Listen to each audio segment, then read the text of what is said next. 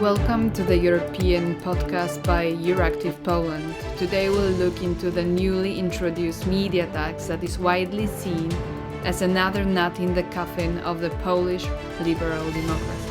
My name is Karolina Zbytniewska, and after my brief background to the story, I will talk to Bartosz Wieliński from Gazeta Wyborcza, the biggest Polish broadsheet daily newspaper. Last Wednesday, when you switched on any channel from the major private TV broadcasters in Poland, you would see just a black screen with a white inscription, "This was supposed to be your favorite program." Tu miał być twój ulubiony program. When you wanted to listen to most of private radios in Poland, you would not hear daily lineups, rather Dziś nie usłyszycie swoich ulubionych audycji, a także nie będziemy w stanie przekazać wam najistotniejszych faktów, wiadomości i informacji. Ladies and gentlemen, you will not hear any normal program today. Największe telewizje, nie działają portale internetowe. Trwa protest niezależnych mediów przeciwko planowanemu przez rząd wprowadzeniu do... All the major press titles had black covers with a huge "Media Without Choice" slogan on it and appeals for defending the media freedom. So, what is the media tax? In the first week of February, the Polish government proposed a law set to impose a so-called media tax. It would be levied on income from commercials. The major pretext for the new levy is taking the big tech that avoid paying their due taxes in Poland, but also supporting the National Health Fund, the National Fund for Monument Protection, and for the establishment of a fund for support of culture and national heritage. This tax would take effect from the 1st of July this year. It will be imposed on publishers, broadcasters, cinema owners, companies providing advertising services, and outdoor advertising companies. Now, what's the problem? The ad tax is a powerful blow to free media. Most of them rely on advertising revenue for their livelihood. As we read in an open letter by over 50 media companies in Poland, this tax will hit the Polish viewer, listener, reader, and internet user, as well as Polish productions, culture, entertainment, sport, and media. It is also a threat to the Polish media market, freedom of speech, and freedom of choice, which provide most Poles with access to information, entertainment, and sport events largely free of charge. I will now talk to Bartosz Wieliński from the foreign desk of Gazeta Wyborcza about what are the real reasons behind this media tax, about the reactions of the European Union and the United States, and about what we shall expect next. Listen in.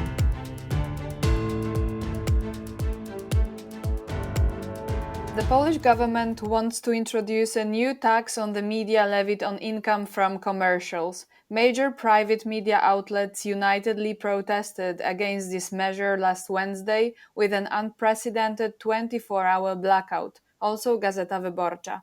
How do you see this new so-called solidarity tax?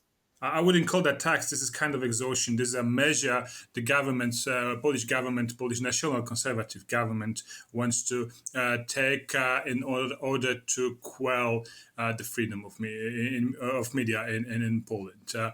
This is another measure, harsh measure, to suppress our liberties. This is a worrying element of a long-lasting campaign against free media, which lasts, we know, for 6 years. Yes. They started in 2016 in January by taking over the Polish public media. They fired or forced to resign almost 200 journalists from Polish television, Polish radio. And now, after a campaign of flooding editorial offices with suits, after using the police and special services to shadow journalists, they decided to go on offensive and impose new regulation exhaustions to deprive media outlets of money. This is kind of robbery. It's kind of crime, but you can't call that a tax. This is not this kind of, not this level. So you're mainly pointing out at the political dimension, but there is also very tangible economic dimension. So how the new tax or how another step in muzzling the Polish media would influence the situation of Gazeta Wyborcza and its publishing house Agora, and more broadly of the Polish media market? Well, I'm a journalist. I'm not, the man who deals with money and our numbers. But of course, we are selling advertisements, and they will demand this money from us if this law is passed. And of course, our revenue would be diminished by that significantly. I can't tell you any numbers because this is not my area of responsibility and expertise. But of course, there will be consequences, financial consequences. The crisis of the media in Poland lasts for at least 10 years. It was caused by the global crisis. It was caused by the digital transformation of media. There were many factors, and the government of law and justice did nothing to improve those conditions, made it even harsher, because we have been victim subjects of boycott of the government and its affiliates. Almost all subscriptions of Gazeta Wyborcza were cancelled by the government. We received no advertisement from government or state-run companies. Our questions are being not answered. 3 days ago, the Minister of Culture declined to answer the question of a lawmaker of the opposition, saying that he's not answering a question basing on the quotes from Gazeta Wyborcza. So this is kind of, open discrimination of the major media outlet. And now they try to, make our situation more harder. And I'm pretty sure, I do believe this is being done on purpose. This is following the example from Hungary, when such measures allowed the government of Viktor Orban to bring media outlets on the verge of financial collapse, and then to take them over by oligarchs and transform them into loyal propaganda machinery, or to disband them, like it was made with famous daily Neprzobacak. So you're saying it has been done on purpose, but according to the government, the real purpose is first supporting Polish public health and culture, and second, taxing the big tech that is avoiding taxes. Well, this is a lie. Let's be clear on that. This is a lie. This is nothing but false propaganda. If the government really wants to improve the funding of the health system in Poland, they should have spent 2 billion zloty last year on healthcare, and not on the propaganda, manipulation, disinformation on public television. Let's do not forget that what happened last year, when the President Duda signed a bill granting a special donation to the public media of 2 billion zloty, which helped him to win the presidential election, because the propaganda and support of public media during presidential campaign last year was immense. Without that support, he wouldn't have won the election for sure. So if they really wanted to improve the healthcare, they should have spent this 2 billion zloty on the healthcare.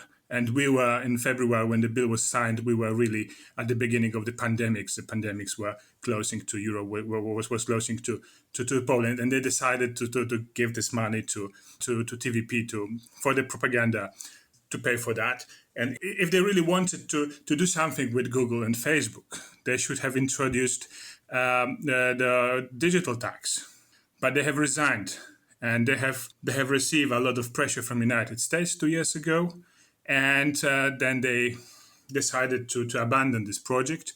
And Mike Pence, the Vice President of the United States, during his visit to Warsaw in September 2019, officially thanked the Polish government to abandon the idea of introducing a digital tax. So they should have done that before. They could have done that, but they didn't. And all those explanations now concerning the reasons that all those explanations concerning helping healthcare, donating the healthcare, donating the fund for monuments preservation and so on. This is really a lie. I would call it bullshit, but I don't know if I'm allowed to use such a word on this podcast. They try simply, they're looking for some kind of reasonable explanation, but that's what they're telling. This is simply a lie. That's my opinion on that. Do you think that the protest and harsh criticism coming from the media, experts, the EU and the US will cause the government to withdraw from the plan of weakening the media further? What can we expect now, in your view? European Union could be more vocal. European Union could have been more vocal on that issue. I wish they have said more. We are aware of the concerns raised by Polish media across the board. And if I may say, we have seen the black screens. Our concerns about media pluralism in Poland are well known and have been outlined, as you know, in the Rule of Law report. So we are aware of the draft law. We expect member states to ensure that their fiscal or other policies will not affect the duty of ensuring a free, independent and diverse media ecosystem. This is, of course, all the more important in times of the pandemic, which has hit the media sector hard. On both the EU and the national level, we need to support media and use a little bit harsher words, because the only remaining Polish government about the freedom of the media, the role of the freedom of the free media in the democratic societies is not enough. That's a little bit childish, and I'm not disappointed. That's what I expected to listen from Brussels, and I do hope it would be more. But regarding the critics from the United States, the reaction in Washington was far more clear as I have expected. So yesterday we had a very strong statement made by the Senator Menendez. He is the chairman of the Foreign Committee of U.S. Senate. There was a strong signal from the United States that such an important figure in U.S. politics said that Poland must rethink introduction of this so-called advertisement tax. It was very strong wording, reminding Poland what this democracy means, reminding the value of Polish-American alliance, and that was a huge. Poland is a valued NATO ally. We consult with regularly on a range of issues. We are committed to strengthening our partnership with Poland and advancing the administration's commitments to supporting democratic institutions, human rights, and the rule of law. Of course, the charges today, I think, are part and parcel of a constricting space for civil society within Poland.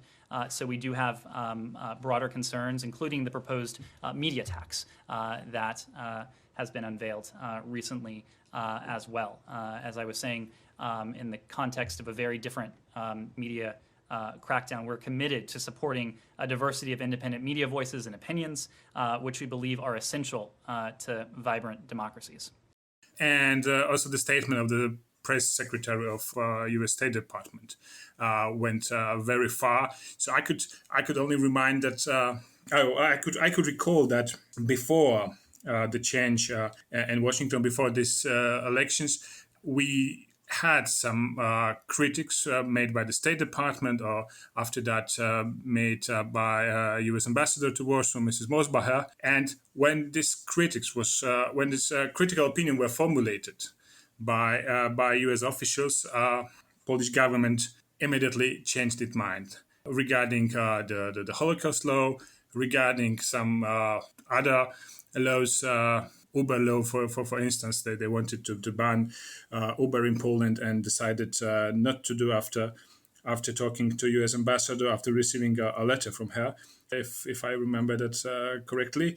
And of course, Mrs. Mosbacher and U.S. State Department intervened a lot in favor of television TVN, which was harassed by Polish government, by lawmakers from PIS party. So I believe that, while European engagement is disappointing. US support would help, and they can't ignore it simply. So before returning to my question, if it's possible now for us to expect that peace will withdraw from the idea of the tax, I will stick to the US context. Because the thing is, as you said, after US ambassador reacted, Polish government withdrew from the harassment towards TVN, at least, owned by the American Discovery. But now there is no US ambassador in Poland. So let's look at the timing. Why now? Is the current interregnum on the US ambassador's seat to blame? No. I'd say that, we should see that in a broader context. This is not about who is in charge in U.S. Embassy. There's Charge d'Affaires who is running the business here in Warsaw, and he's also powerful. He's got a link to Washington. So it doesn't matter. Maybe he wouldn't send a letter to Prime Minister Morawiecki with kind of demands, but still he can intervene, and a lot of dealings with Polish government being made by middle staff. I mean, not by the ambassador herself or himself, whoever will be nominated, or by his deputies, or by other diplomats. But I believe that important is Polish domestic debate more than developments in the United States. Jarosław Kaczyński is in charge now of state security as a deputy prime minister, and he made the course of this government towards any possible opposition, more and more harsh and aggressive. So let's don't forget about his involvement in attempted detainment of Mr. Giertych. Let's don't forget about his involvement in introducing a ban on abortion by so-called Constitutional Tribunal of Judge Przyłębska. Let's not forget on his involvement in inciting a police brutality during demonstrations against this abortion ban. So it was Kaczyński who ordered instructed police to be brutal towards protesters, and we have witnessed unbelievable degree of brutality of the police. They were just attacking people with batons, spraying a tear gas everywhere. Jesus. I'm here because I think these are my fundamental rights to decide if I want to give birth to a child or not. PIS is taking away our civil rights. The worst part of it is that in case of unwanted pregnancy, we can deal with it somehow because we have means, we have support, we have family here in Warsaw. But it's about girls in smaller villages who can even lose their lives. This is all Kaczyński, and now he decided that also media need to be shut off or taken under control, and he used the harshest measure that exists to attack the financial side of media business in Poland, and to push the media to the bankruptcy at the end, or force them to be less, or coerce them simply. That's the point. So the Kaczyński is the key factor. His behavior, I'd say a little bit maniac behavior, and his obsession about harsh dealing with any opposition, any kind of opponents that he calls enemies. And there's a tragedy of this country. You also mentioned the 2-week reaction from the European Union. What actually should be the reaction of Brussels, in your opinion? Well, the freedom of the media is a fundamental value of the European Union. And, we can discuss about that. This is sure. So when the Polish government dared to violate the rule of law, which is also a fundamental value of European Union, the reaction of Brussels was strong. Within a month, we got Article 7 procedure opened. We got a lot of discussion about that, a lot of clear and even say audacious commentaries made by commissaries and other European Union's diplomats and so. And now another fundamental rule of European Union is being, violated. Because when all media would be taken on a short leash by the government or simply taken over by Orlen or other state-run companies, there will be no media freedom in Poland anymore. And you have no reactions, almost no. Some commentaries which are soft. Mrs. Jourova told that she has seen the black screen. Well, everybody does. We received the reports from Indian media outlets about that. So there's no news, no wonder that she has seen a black screen on Polish television when Indian journalists have reported about it. So I would expect, strong wording for the first, in the first place, and then I would expect, some kind of appeal. I don't know how to say it, and I would expect that they would really threaten Polish government with another Article 7 procedure or another, harsh measure to be taken.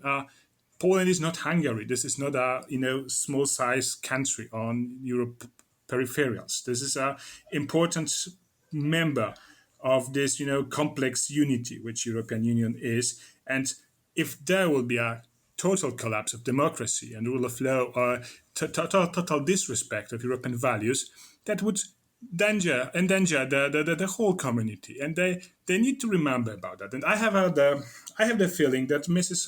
von der Leyen, she's not aware of this threat.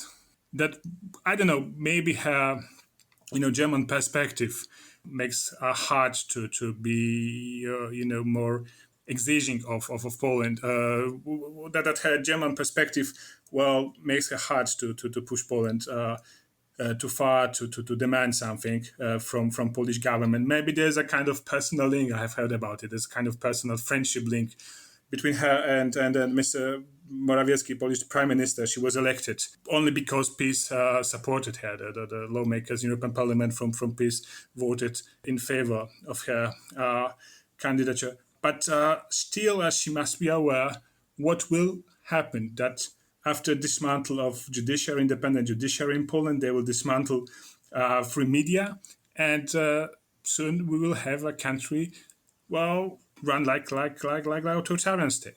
And that would be disastrous for European Union, having an authoritarian country in the heart of Europe. So finally, what will happen with the tax now, and what can we expect for the media as new potential measures now?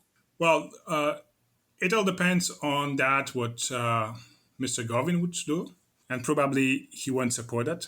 And it all depends on, all those signals coming from Washington. If Americans would say simply no way, then the government would withdraw. But that needed determination. That needed determination not only by the media owners and media people working in the media, but also determination among people who consume the media. So Polish viewers and listeners and readers must also join and support the journalists who work for them every day and whose workplaces, whose outlets are in danger now. That's substantial. We need that support. Thank you very much, Bartosz. Thank you for listening to this edition of the European Podcast. You can subscribe us on Spotify, SoundCloud, and Apple Podcasts. And please don't be indifferent to what is happening in Poland. Thank you, and until the next time.